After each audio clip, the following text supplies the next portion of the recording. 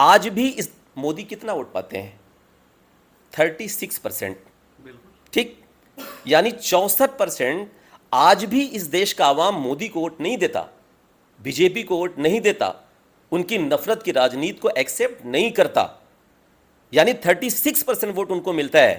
آج بھی 64%، یعنی اس دیش کا مور دین 80% ہندو آج بھی مسلمانوں کے ساتھ ہے، وہ امن چاہتا ہے. ہم کیوں مایوس ہوں؟ آپ یہ کہہ رہے ہیں کہ مغلوں نے کیا کیا، مندروں کو توڑوا کے مسجد بنوائی. میں صرف ایک چیز پوچھنا چاہتا ہوں، میں اپنے ہندو بھائیوں سے کہنا چاہتا ہوں، ایک ڈرم ہوتا ہے، اس میں ہمیں پیشاب کو پہچاننا ہے اور شکر کا شربت کون سا ہے اس کو پہچاننا ہے.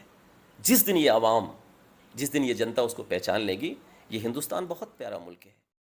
ہم پرورش لوح و قلم کرتے رہیں گے، جو دل پہ گزرتی ہے وہ رقم کرتے رہیں گے. فیض احمد فیض نے یہ شعر بہت پہلے کہا تھا، لیکن آج بھی یہ بالکل شعر صادق آتا ہے. جب بھی کوئی طرح کے ملک کے حالات ہوں، چاہے اپنے دل کی بات ہو، جب ایک شاعر جب قلم اٹھاتا ہے تو وہ اپنی دل کی بات اس طرح لکھتا ہے کہ لگتا ہے کہ ایک اس کی آپ بیتی جگ بیتی بن گئی ہے. یعنی اس کی آپ بیتی کو لوگ اب خود کو محسوس کرتے ہیں. اس وقت ہم بنارس میں موجود ہیں، اور بنارس میں ہندوستان کے معروف و مشہور شاعر جناب شہزادہ کلیم صاحب ہمارے ساتھ موجود ہیں.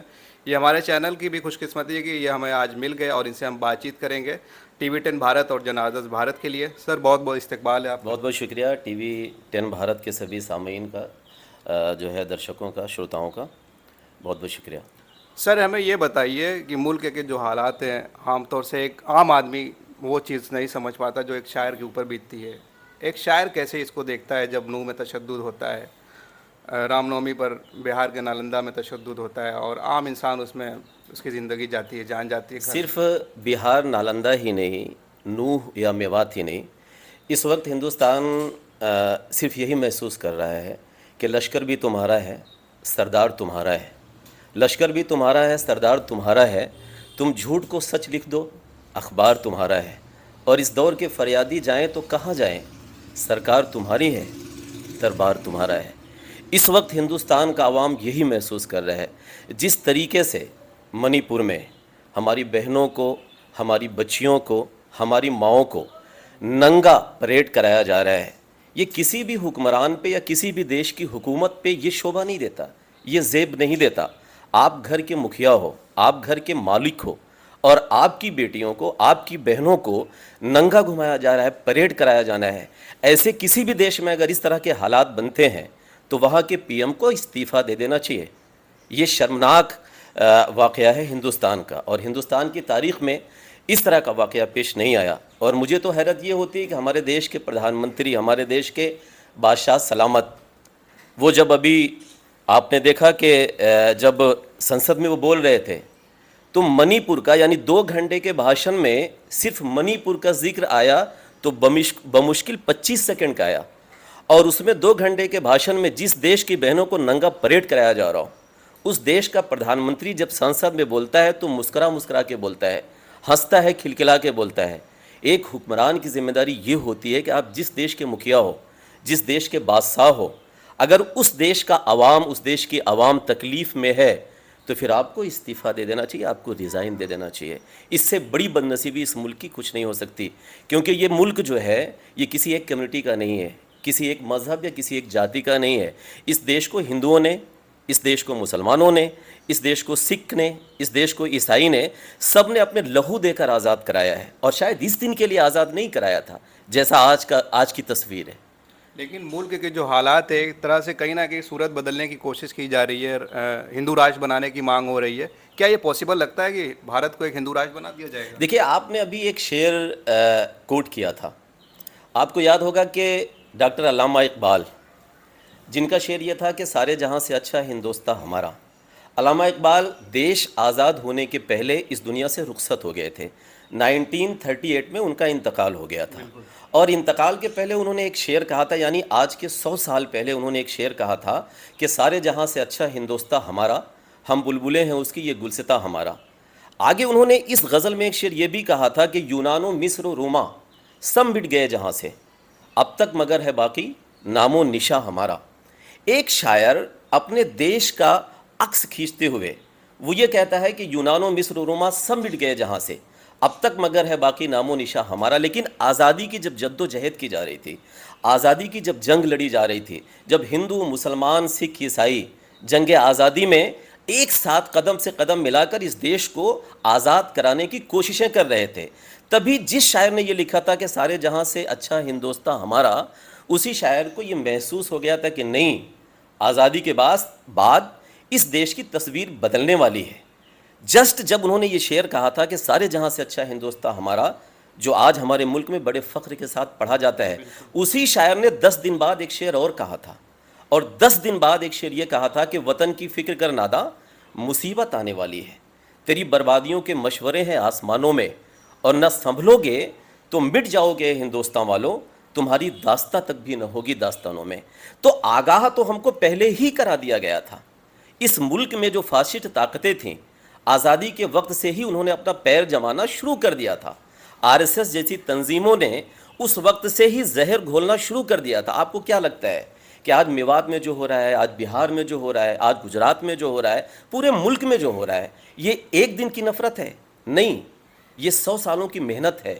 دھیرے دھیرے ہماری جڑ میں مٹھا ڈالا گیا, اور آج کیا ہوا؟ آج وہ تنا, وہ درخت سوکھنے کی کوشش کر رہا ہے. لیکن ہمیں امید نہیں چھوڑنی چاہیے. ہمارا آپ کا ہندوستان امید کا نام ہے, اور اس دیش کی عوام, اس دیش کی جنتا وہ امید کبھی نہیں چھوڑتی. بہت لوگ آئے, حکمرانی رہی, جب انگریزوں نے 180 سال حکومت کی, آج ہمیں بتا دیجئے, آج ان کے وائس رائوں کے جو ڈریس ہوتے ہیں وہ ہمارے بینڈ باجے والے پہن رہے ہیں. 380 سال مغلوں نے حکومت کی, آج مجھے بتا دیجئے ان کے خاندان کا کوئی بندہ آپ کے ہندوستان میں مل جائے؟ نہیں. اچھا میں روکوں گا آپ کو. جی. مغل کی آپ بات کر رہے ہیں, تو اب تو یہ ہو رہا ہے کہ ایک سوچا چھوڑا جا رہا ہے کہ مغلوں نے ہندو مندروں کو گرا کر مسجد بنایا, اور ان کی جو چھبی ہے بالکل خراب کی جا رہی ہے. جو مغل بادشاہ تھے جنہوں نے ہندوستان پر 800 سال تک حکومت کی, تو ان کی چھبی خراب کی جا رہی ہے. ایک شاعر اس کو کیسے دیکھتا ہے؟ ایک شاعر, اگر آپ مغلوں کی بات کر رہے ہیں تو شاعر کو دیکھنے کی ضرورت نہیں ہے. مغل جو ہے وہ مذہب اسلام کو ماننے والے تھے, اور سب سے پہلے چیز تو ہندوستان کی عوام کو یہ سمجھنا چاہیے کہ مغل اس ملک میں خود چل کر نہیں آئے تھے. 1526 میں جب بابر اس ملک میں آیا تو بابر کو نیوتا کس نے دیا تھا؟ بابر کو میواڑ کے راجا نے باقاعدہ خط لکھا تھا, اور خط لکھ کے انہوں نے یہ کہا تھا کہ آپ آئیے اس ملک میں, اور یہ جگہ آپ کی سیاست کے لیے, آپ کی حکمرانی کے لیے بہت بہتر رہے گی. مغل خود نہیں آئے, اور پھر پانی پت کا یدھ ہوا. وہ تاریخ مجھے پھر سے ریپیٹ کرنے کی ضرورت نہیں ہے. چلیے اب دوسرے پہلو پہ آتے ہیں. آپ یہ کہہ رہے ہیں کہ ایک شاعر اس کو کس طریقے سے دیکھتا ہے. مغل جو تھے وہ مذہب اسلام کو ماننے والے ہیں, اور مذہب اسلام کا جو دینی آئین ہے, ہمارے ملک کا آئین کیا ہے؟ ہمارا سمویدھان, ہمارا کانسٹیٹیوشن. لیکن مذہب اسلام کا جو دینی آئین ہے وہ کیا ہے؟ قرآن. اور قرآن نے حکمرانی کے لیے, سیاست کے لیے, زندگی کیسے گزر کی جائے, معاشی حالات کیسے بہتر کیے جائیں, سماج میں ہمارا سسٹم کیا ہو, اس کے لیے ایک سسٹم بتایا ہے, ایک حکمت بتائی ہے. اسی قرآن میں صاف صاف یہ کہا گیا ہے, قرآن پاک کے 28ویں پارے میں, کہ اگر کوئی بھی ہندو یا کوئی بھی نان مسلم آپ کے سامنے جنگ کے میدان میں نہیں ہے, تو آپ کو اس کے ساتھ ویسا ہی بیوہار کرنا ہے جیسے آپ مسلمانوں کے ساتھ کہتے ہیں. یعنی آپ کو ان کے ساتھ امن کا معاملہ رکھنا ہے. ٹھیک ہے؟ بالکل. اب جب قرآن یہ کہتا ہے کہ آپ کو اپنے ہندو بھائیوں کے ساتھ, اپنے پڑوسیوں کے ساتھ امن کا معاملہ رکھنا ہے, تو اسلام کو ماننے والا کسی کے عبادت گاہ کو کیسے منہدم کر سکتا ہے؟ پہلی چیز. اور دوسری چیز, آپ یہ جانتے ہیں کہ جب نبی کریم صلی اللہ علیہ وسلم کا دور تھا, ان کے پہلے کے دور کو دور جاہلیت کہا جاتا ہے. عرب میں جب نبی کریم صلی اللہ علیہ وسلم کو 40 سال کی عمر میں نبوت دی گئی, تو آپ صلی اللہ علیہ وسلم نے جب تبلیغ شروع کی, تو تبلیغ شروع کرنے کے بعد وہاں کیا تھا؟ پہلے کیا تھے؟ وہ سارے لوگ کفار تھے, بتوں کو پوجتے تھے. انہوں نے ایک شرط رکھی, انہوں نے شرط یہ رکھی کہ 15 دن تک آپ ہمارے بتوں, یعنی ہمارے, آپ کیا کریے, بتوں کو اپنا مسیحا مانیے, اپنا خدا مانیے, اور 15 دن تک ہم آپ کے اللہ کو اللہ مانیں گے. تب اس وقت ایک سورہ نازل ہوئی, اس سورہ کا نام ہے سورہ کافرون. اس میں اللہ نے صاف صاف یہ انسٹرکشن دیا, قل یا ایھا الکافرون سے لے کے آخر میں ایک آیت تھی کہ لکم دینکم ولی دین, جس کا ترجمہ یہ ہے کہ تمہارا مذہب تمہارے لیے مبارک ہو اور ہمارا مذہب ہمارے لیے مبارک ہو. آپ کو کسی کو تکلیف دینے کی ضرورت نہیں ہے. آپ کسی کی دل آزاری مت کریے. جب نبی کریم صلی اللہ علیہ وسلم کو، جن کی امت ہے ہم، جب انہیں یہ انسٹرکشن دیا گیا کہ اپنی امت کو کہو اور خود بھی کہ جتنا مذہب تمہارے لیے پیارا ہے اتنا دوسرے کا مذہب دوسروں کے لیے پیارا ہو. آپ یہ کہہ رہے ہیں کہ مغلوں نے کیا کیا؟ مندروں کو توڑوا کے مسجد بنوائی. میں صرف ایک چیز پوچھنا چاہتا ہوں، میں اپنے ہندو بھائیوں سے کہنا چاہتا ہوں کہ وہ اسٹڈی کریں، وہ مطالعہ کریں کہ جس کی 350 سال حکمرانی رہی ہو، اگر ایک سال میں ایک مندر توڑے ہوتے تو کیا ہندوستان میں مندر رہتی؟ یا جس مذہب کا دینی آئین یہ کہہ رہا ہو کہ لکم دینکم ولی دین، اور چھوڑیے اس کو بھی چھوڑیے، تاریخ اٹھا کے دیکھیے. میں جس شہر میں بیٹھا ہوں، اس شہر کے اس براہمن بیٹی کی تاریخ آپ نے پڑھی ہے؟ مجھے نہیں پتا وہ کون سی مسجد ہے. میں ابھی 80 گھاٹ کے مشاعرے میں آیا تھا تو میرے دوست راج صدیقی نے مجھے وہ مسجد دکھائی تھی جو 80 گھاٹ کے بالکل کارنر پہ ہے، اور وہ تاریخ شاید کسی کو نہیں پتا ہے. پچ گنگا گھاٹ، بٹ میں 80 گھاٹ سے اس کو دیکھا تھا. 80 گھاٹ سے بالکل وہ مسجد دکھتی ہے. اس کی تاریخ کیا ہے؟ اس کی تاریخ یہ ہے کہ جب اورنگزیب رحمۃ اللہ علیہ کی حکومت تھی، ایک برہمن بیٹی کو یہاں کے مسلم راجا نے اس کی خوبصورتی پر وہ فدا ہو گیا، اور اسے کیا کیا؟ اس سے نکاح کا پیغام بھیجا کہ میں آپ کی بیٹی سے نکاح کرنا چاہتا ہوں. وہ نکاح زبردستی تھا. وہ بیٹی کہاں پہنچی؟ اورنگزیب رحمۃ اللہ کے دربار میں. اورنگزیب رحمۃ اللہ علیہ نے کہا کہ بیٹی تم جاؤ، آپ کی حفاظت کرنا، تمہاری حفاظت کرنا یہ میری ذمہ داری ہے. اور وہ تاریخ اتہاس میں درج ہے کہ اورنگزیب آئے اور راجا کو کیا کیا؟ ہاتھیوں کے پیر میں بندھوا کے. کس کے لیے؟ وہ مسلمان لڑکی تھی. کیا لگتی تھی وہ؟ ہاں لگتی تھی، وہ ہندوستان کی بیٹی تھی، وہ بھارت کی بیٹی تھی. میں نہیں کہتا ہوں، میں کسی مذہب کو برا نہیں کہہ رہا ہوں، لیکن لکم دینکم ولی دین کا ماننے والا وہ یہ نہیں کر سکتا، کسی کی عبادت گاہ کو منہدم نہیں کر سکتا. طاقت وہ ہوتی ہے جس طاقت میں آپ انصاف قائم کرو. حکمران کا مطلب یہ نہیں ہوتا کہ آپ کسی کو تکلیف دو. حکمران کا مطلب یہ ہوتا ہے کہ آپ انصاف قائم کرو. آپ بنارس میں بیٹھے ہیں، ابھی ایک مسجد جو گیان واپی کا معاملہ چل رہا ہے. اب تو ایسا لگ رہا ہے کہ پہلے تو بابری مسجد کا معاملہ تھا جس میں نعرہ بھی دیا گیا تھا کہ بابری تو ابھی جھانکی ہے، کاشی متھرا باقی ہے. کیا لگتا ہے کہ آنے والے چناؤ میں اس معاملے کو اور اچھالا جائے گا؟ میں صرف اتنا کہنا چاہوں گا، اچھالا جائے گا نہیں، اچھالا جا چکا ہے. اگر ہم آپ اس غلط فہمی میں ہیں کہ اچھالا جائے گا، بلکہ پورا اچھالا جا چکا ہے. ہم کو لیکن یہ سوچنا ہوگا کہ پھٹے میلے لباسوں میں بسر کر کے بزرگوں نے لہو سے جس کو سینچا تھا، چمن وہ بیچ دیں گے یہ. اور اگر جاگے نہیں ہم ملک کے لوگوں تو پھر سن لو، سیاسی کرسی کی خاطر وطن ہی بیچ دیں گے یہ. تو اس دیش کے ہندو مسلمان کو یہ سمجھنا ہوگا، آپ ہندوازم کو فالو کرتے ہیں، یہ آپ کا مذہب ہے. ہم مذہب اسلام کو فالو کرتے ہیں، یہ ہمارا مذہب ہے. لیکن کوئی بھی مذہب آپ کو نفرت نہیں سکھاتا. کوئی مذہب یہ نہیں کہتا کہ آپ تلوار لے کے سڑکوں پہ اتر جائیے. کوئی مذہب یہ نہیں کہتا کہ آپ ترشول لے کے کسی کا قتل کرنا شروع کر دیجئے. ہر مذہب آپ کو امن اور شانتی کا پیغام دیتا ہے. اور معاف کرنا، وہ چاہے کوئی ہندو ہو یا کوئی مذہب ہو. اگر کوئی بھی ہندو، اگر وہ ہندوازم کی تشریح بیان کرتا ہے کہ یہ نفرت کا مذہب ہے، تو معاف کرنا، وہ نفرت کا مذہب نہیں ہو سکتا. اگر کوئی مسلمان یا کوئی عالم وہ جو ہے یہ سکھاتا ہے کہ نفرت پروستا ہے، تو آپ یہ جان لیجئے کہ نہ تو ہندوازم اور نہ ہی اسلام دونوں جو ہے وہ مذہب نہیں ہو سکتے، وہ کاروباری مذہب ہیں. کوئی بھی مذہب آپ کو نفرت نہیں سکھاتا. کسی شاعر نے بڑا خوب ایک شعر کہا تھا کہ کبھی مل کے مناتے تھے عید بھی دیوالی بھی، اب تو یہ حال ہے کہ ڈر ڈر کے گلے ملتے ہیں. کیا یہ بالکل صحیح ہے آج کے دور پہ؟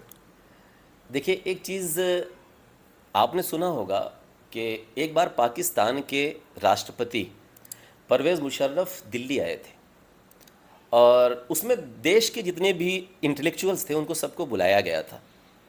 اور اس میں مولانا محمود مدنی صاحب کھڑے ہوئے اور انہوں نے پرویز مشرف سے ایک سوال کیا تھا. شاید آپ نے وہ ویڈیوز دیکھا ہوا، پورے دیش اور پوری دنیا نے وہ ویڈیوز دیکھا تھا. پرویز مشرف صاحب نے ہندوستانی مسلمانوں کو ان سے مخاطب ہوتے ہوئے یہ کہا تھا کہ ہندوستان کے مسلمانوں کو فکر کرنی چاہیے اپنی اور اپنے مستقبل کی. تو اس دیش کا ایک عالم، جمعیت کا سب سے بڑا چیف مولانا محمود مدنی نے کھڑے ہو کے یہ کہا تھا کہ مشرف صاحب، آپ کو ہندوستان کے مسلمانوں کی فکر کرنی ضروری نہیں ہے، آپ کو ہندوستان کے مسلمانوں کو فکر کرنے کی ضرورت نہیں ہے. یہاں کا مسلمان آج بھی 80% ہندوؤں کی حفاظت میں رہتا ہے. آج بھی اس دیش کا 80% ہندو مسلمانوں کے ساتھ قدم سے قدم ملا کر کھڑا ہو جاتا ہے. میوات میں کیا ہوا, نوح میں کیا ہوا, وہاں ایک شوبھا یاترا کے نام پر دنگا پھیلایا گیا, یہ ہوا کہ پتھر مارا گیا, تلواریں نکلی, گولیاں چلی, گھر منہدم کیے گئے. لیکن وہاں کا جاٹ سماج, وہاں کا کسان, وہاں کا ہندو اکثریت میں وہ کیا ہوا, مسلمانوں کے ساتھ کھڑا ہو گیا, پرشاسن کے خلاف ہو گیا. آج بھی اس مودی کتنا ووٹ پاتے ہیں, 36%. ٹھیک, یعنی 64% آج بھی اس دیش کا عوام مودی کو ووٹ نہیں دیتا, بی جے پی کو ووٹ نہیں دیتا, ان کی نفرت کی راجنیت کو ایکسیپٹ نہیں کرتا. یعنی 36% ووٹ ان کو ملتا ہے. آج بھی 64% یعنی اس دیش کا مور دین 80% ہندو آج بھی مسلمانوں کے ساتھ ہے, وہ امن چاہتا ہے. ہم کیوں مایوس ہوں؟ بس ہمیں کیا کرنا ہے کہ جیسے ایک ڈرم ہوتا ہے, اس میں ہمیں پیشاب کو پہچاننا ہے اور شکر کا شربت کون سا ہے اس کو پہچاننا ہے. جس دن یہ عوام, جس دن یہ جنتا اس کو پہچان لے گی, یہ ہندوستان بہت پیارا ملک ہے. ہم مایوس کب ہوئے؟ اس دیش کو لوٹا انگریزوں نے, لوٹا ڈچوں نے, لوٹا پرتگالیوں نے لوٹا, لیکن ہندوستان آج بھی پھل پھول رہا ہے. آج بھی آپ چلے جائیے پنجاب, آج بھی آپ چلے جائیے ہریانہ, پوری دنیا کو ہمارا ملک جو ہے وہ اناج دیتا ہے. آپ چلے جائیے جھارکھنڈ, پوری دنیا کا سب سے بڑا خنیج ہمارے جھارکھنڈ میں نکلتا ہے. یہ ہندوستان سونے کی چڑیا تھا نہیں. یعنی آپ کہنا چاہ رہے ہیں کہ عام لوگ جو ہے مل جل کے رہتے ہیں, یہ سیاست جو ہے بیچ کی کھائی پیدا کرتی ہے. سیاست ہی ہے تو جو سب کچھ پیدا کر رہی ہے. ساری لڑائی تو کرسی کی ہے نا حضور, کرسی ہمیں ملے, باقی خون کس کا بہتا ہے اس سے کوئی مطلب نہیں ہے. سیاست ہمیشہ اس کا کام ہی ہوتا ہے کہ جب تک ہم لڑائیں گے نہیں تب تک ہم سیاست کر نہیں پائیں گے.